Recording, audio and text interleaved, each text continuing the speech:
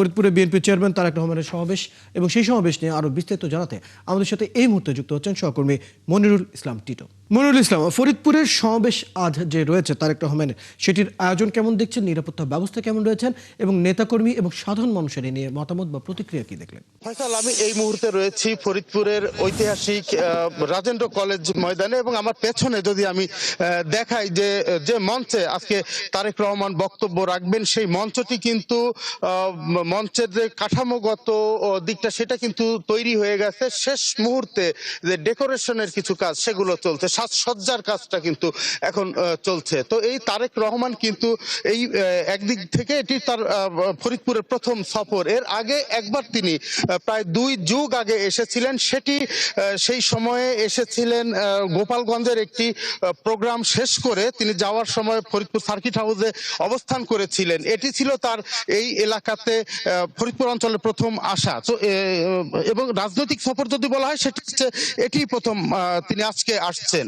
তো এই আশাকে ঘিরে কিন্তু বিএনপির যে নেতাকর্মী তাদের মধ্যে ব্যাপক চাঞ্চল্যের সৃষ্টি হয়েছে।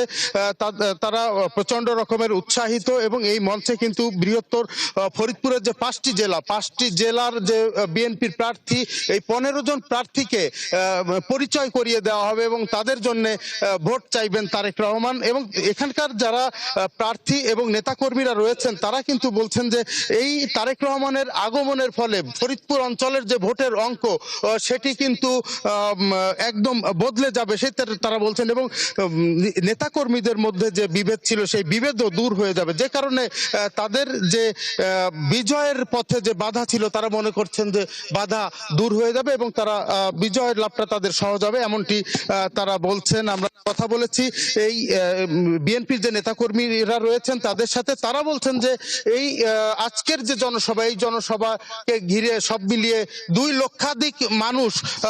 লক্ষাধিক মানুষ এই এখানে জড়ো হবেন এবং সেই সংখ্যা তারা যে এই মাঠে সংকুলন হওয়া সম্ভব হবে না, পুরো শহরটাই জনসমুদ্রে পরিণত হবে, এমনটি তারা বলছেন। ফয়সাল রয়েল।